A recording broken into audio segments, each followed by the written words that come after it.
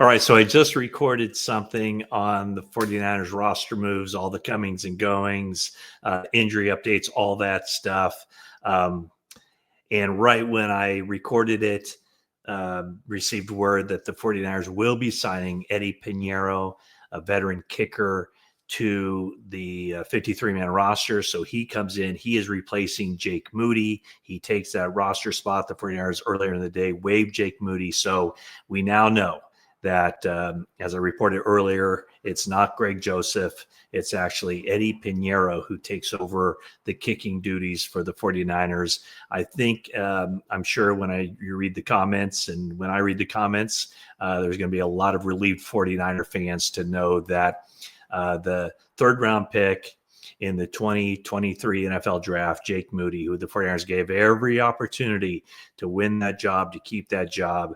49ers have finally decided that it's time to move on, and they go with a kicker who turns 30 years old a little bit later in the week. On September 13th, he turns 30. So, it's one of those situations where there are a lot of guys out there, a lot of veteran guys who just haven't necessarily latched on. But in the case of Pineiro, and I'll give the numbers a little bit later, he was accurate as a place kicker. And that's what the 49ers need, just somebody that they have some confidence in to go out there and make a kick.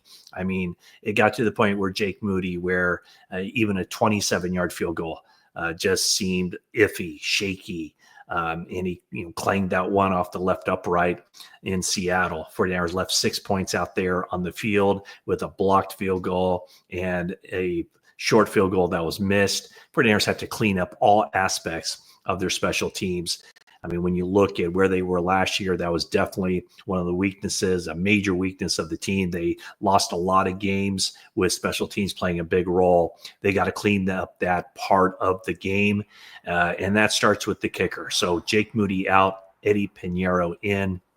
Also trending in a positive direction, I think, for Juwan Jennings, as far as the health goes for him, being available as all the imaging came back pretty clear. Now it's a matter of range of motion, of pain tolerance, and everything else, whether he can be out there on the field Sunday. So that's the quick update that we were throwing out there on this YouTube.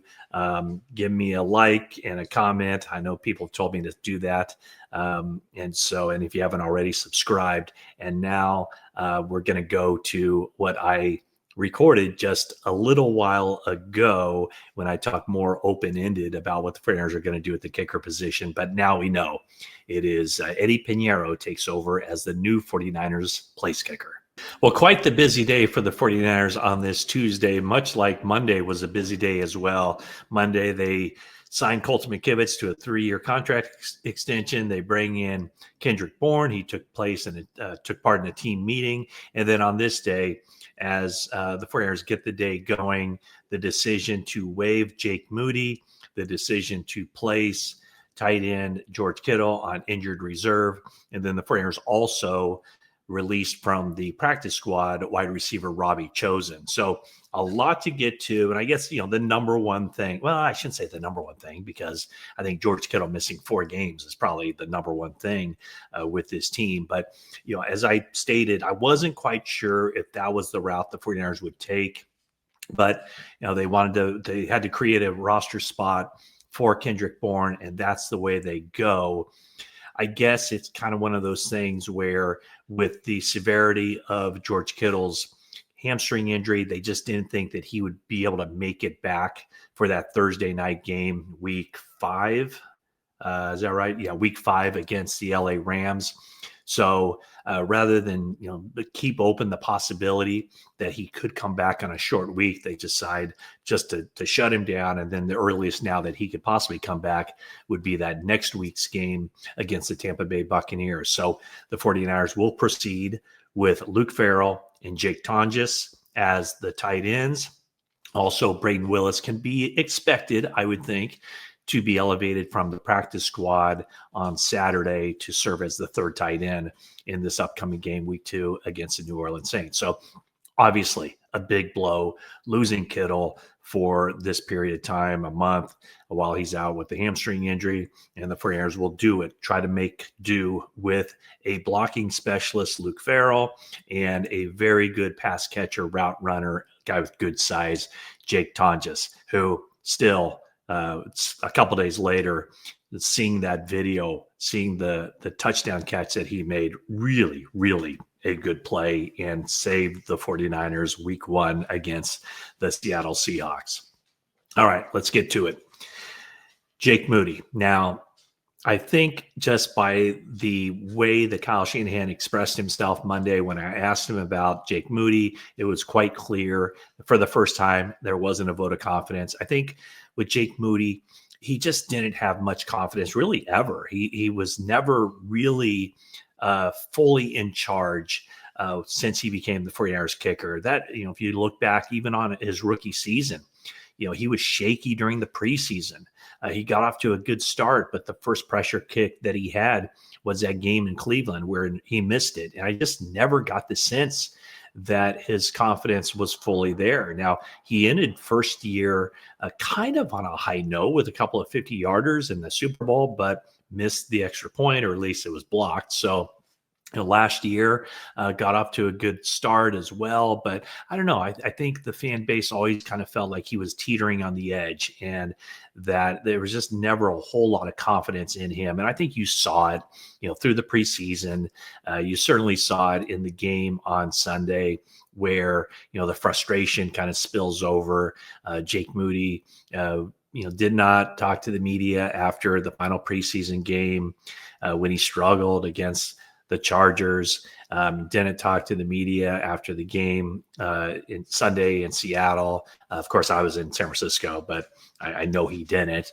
And I think that's probably an indication, too, that he kind of knew where this thing was going. And then on Monday, when Shanahan said that they're keeping all their options open, from status quo to practice squad to just seeing what's out there, and the 49ers are going to see what's out there. Now, on this day, on Tuesday, there were no reported tryouts for the 49ers with kickers. The Atlanta Falcons brought in a bunch of kickers, including, what is his name? Michael Badgley, a veteran guy, a name that I recognize. They ended up signing another guy, Patrick Romo, to the practice squad. So they have their own kicker issues. For the 49ers, widely reported, Eddy Pineiro, who is a 5-year veteran, has appeared in 70 games, was with the Jets for a period of time. Why is that important? Because the special teams coordinator for the Jets, Brant Boyer.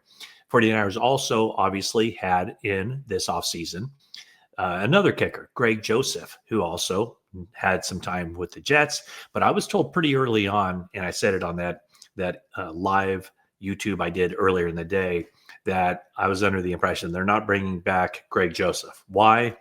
Well, they apparently think Eddy Pineiro is better. Now, I don't know if there's any other kickers involved, but I would kind of classify Pineiro as the guy who's the leading candidate, the likely person to replace Jake Moody. So in Pineiro's career, last 3 years, pretty consistent with the Carolina Panthers, but in his career, 111 out of 126. So 15 misses in his career.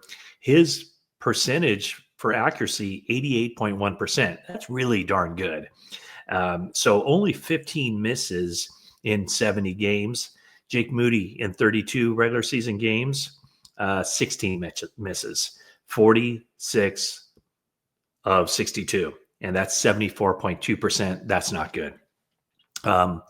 Where Pineiro hasn't been as reliable is on extra points. And now that, the extra points have been moved back to the 15-yard line, making it a 33-yard extra point, he was only 116 of 126. So kind of interesting. He's almost as good on just field goals as he was on extra points. Extra points should be darn close to 100%. And that's where Moody was okay. I mean, he did have the extra point blocked in the Super Bowl, but Moody in his career, 94 of 96. So that's 97.99% on extra points. So again, it's not official that Pineiro is going to be the 49ers' new kicker, but it's kind of looking like that. And so that's where they are. A big change at kicker. 49ers finally decide enough was enough with Jake Moody. I think they got to the point where they kept pumping him up and telling him how great he was and telling the world how much confidence they had in him. I think at some point they just realized this isn't working. It's time to move on. And so the 49ers are moving on from Jake Moody. They have moved on from Jake Moody as a kicker. Another interesting element to the wide receiver position, Kendrick Bourne comes in. He's been with Mac Jones for 3 years. I don't know what the situation is. We'll know a lot more on Wednesday as far as Brock Purdy's availability and also Juwan Jennings' availability for this game. But just watching the replay of where Purdy sustained the shoulder injury, it's a left shoulder. It was Jerron Reed who came around on a stunt.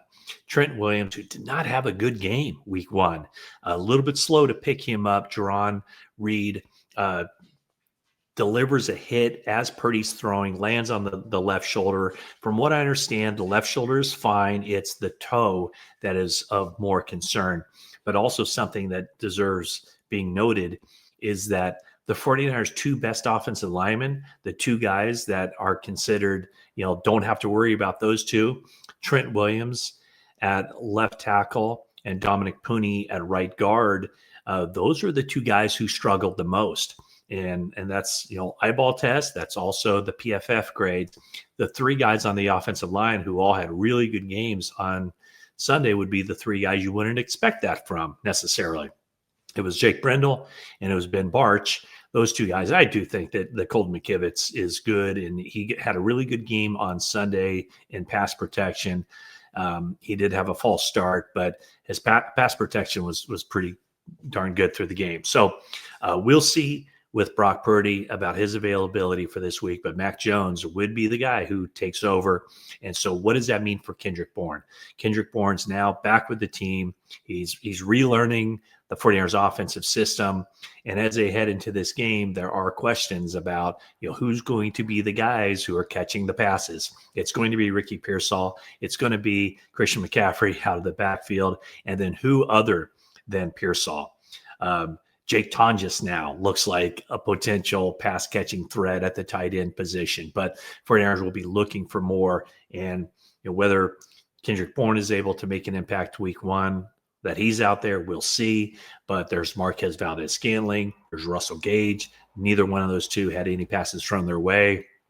What about Jordan Watkins? Could he be available to get on the field and make an impact? He's coming back from the high ankle sprain. There's also Sky Moore, who is basically a return specialist week 1. So, the 49ers, as you look ahead, there's still 2 more games they have to play without Demarcus Robinson. And then down the line, a few more games without Brandon Ayuk. And then, of course, when Ayuk comes back, how ready is he going to be to make any kind of impact? So 49ers, if you look at it for the long term, if you just project out about 10 weeks, the 49ers offense at the wide receiver position looks like it could be okay if all these guys are healthy. If the 49ers line up with a healthy Ricky Pearsall, Juwan Jennings, Brandon Ayuk, Demarcus Robinson, Kendrick Bourne, that's not bad. That's 5 guys right there. And then even toss in Jordan Watkins as a rookie, learning, getting better as time goes on. Long-term, the 49ers wide receiver position doesn't, meaning long-term this season, doesn't look bad at all. But it's the short-term where, yes, it absolutely is a concern for that team just because of when you look at Valdez-Scantling and Russell Gage, those guys played a combined, 55 snaps. Not one pass was directed their way. So big news day in Santa Clara as Kendrick Bourne officially signs, George Kittle officially goes on IR, and the 49ers officially part ways with Jake Moody, the kicker. Thanks so much for watching this video, and that is it for now.